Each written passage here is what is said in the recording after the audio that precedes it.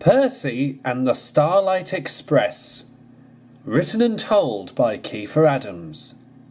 Inspired by the musical by Andrew Lloyd Webber. Christmas had come and gone on the island of Sodor, and Mrs. Kindly had returned to her cottage feeling much better after a wonderful celebration. Percy the small engine continued his work during the spring and was very happy indeed. Sometimes Percy would often meet up with Edward at the yards of Tidmouth, or whenever he was shunting trucks near the big station. Whenever he could, Edward would tell Percy all sorts of stories, which he had shared with the other engines before Percy had arrived on Sodor. Percy's favourite was about an engine called the Starlight Express. According to Edward, the engine was a long, sleek and silver tender engine which only travelled at night. It would only be heard through its loud, echoing whistle, and you could tell it was approaching its destination with its bright, shining headlamp. Percy hoped that one day he would get his chance to find such an elegant and extraordinary engine. But some of the other engines thought Percy was being very silly indeed. Of all the engines of the Fat Controller's Railway, I did not expect you to be the most gullible, Percy, Thomas grumbled one day at the junction. True, I like some of Edward's stories, but secretly I think most of them are silly, especially this Starlight Express one. It's not silly, protested Percy. I like Edward's stories. Well, he used to tell that story to me when I first came here, said Thomas, and I now think it's the most ridiculous story ever. There's nothing wrong with a good story, Thomas, put in Toby. I sometimes tell stories about my old tramway. That is because you've got nothing better to do, grumbled Thomas. At least I don't swank around my branch line thinking it's the most important part of the whole railway, Percy snapped. Thomas went red in the face, and it was lucky for Percy that the guard had blown his whistle for Thomas to depart with his train. As Thomas fussed out of the station, Toby quietly comforted the little engine. Take no notice of Thomas, he soothed. He's just overworked. I hope that's the case, said Percy. As the two engines went back to work, Percy was confident that he would find the Starlight Express and prove Thomas and the other engines who didn't believe him wrong. It was lucky for Percy that on one spring evening his chance came sooner than expected. The Fat Controller had recently organised a post-train service which would consist of vans being loaded with letters and parcels to be delivered across the island. He gave Percy the job, and it would mean that the little green engine would be working all night long. Percy was confident at first, until... Just look at him, grunted Gordon.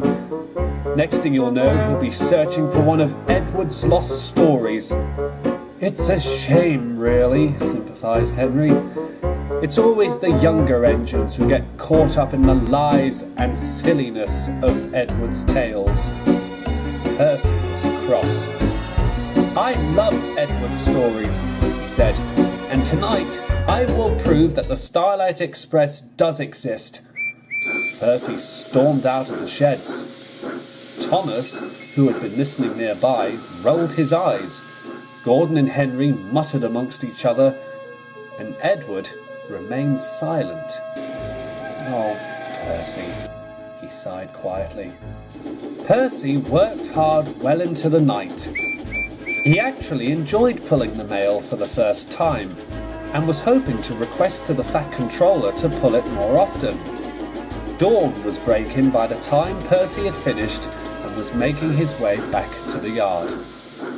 But then, as Percy got closer to Tidmouth station, he was surprised to see a pair of headlamps glowing in the distance. Percy stopped suddenly. Come on, Percy, urged his driver. Keep going. What's that up ahead? Percy exclaimed. His driver was about to reply when Percy suddenly started backing away. "Stop! Stop!" wailed his driver. "You're going the wrong way!" "It's the Starlight Express!"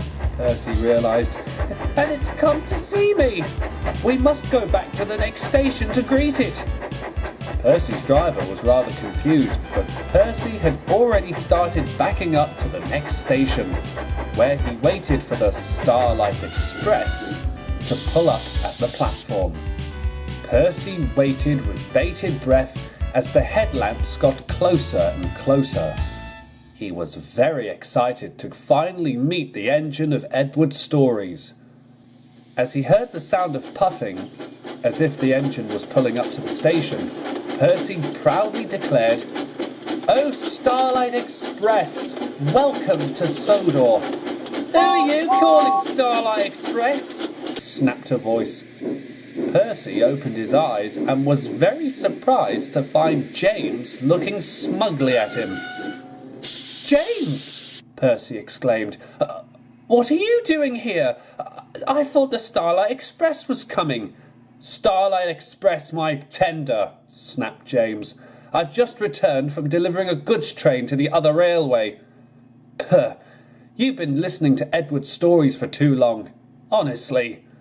Percy was about to apologise, but James had already fussed away, muttering under his own breath at his strange experience. Even when James was long gone, Percy's face fell with disappointment. It made him want to have a word with Edward. By the time Percy returned to Tidmouth Yard, it was already full daylight. Percy saw Edward shunting trucks nearby. He puffed up to the old engine. "Hello, Percy," Edward greeted. "How was your first run with the mail?" "It was all right, thank you," said Percy. "Edward," he continued, "is there such thing as the Starlight Express?" Edward pondered for a moment. "I'd like to think so," he said at last. "Or at least, something of the sort exists out there. But I'll tell you more another time. I think you need to get some rest. You've worked hard all night, you know." Percy smiled warmly. He was just puffing away when Edward called, "Percy, thank you for sticking up for me last night. And I'm also happy that you like my stories. If you'd like, I can tell you more." "I'd like that," said Percy. "Thank you, Edward." Percy then puffed to the sheds to get some sleep. Edward chuckled to himself. "Will you ever tell Percy that it was just a musical that I saw with my children?" asked his driver. Edward looked back as Percy was just backing into his berth. "Someday, Charlie," he replied. "Someday." And smiling warmly, Edward left the yard and went back to work.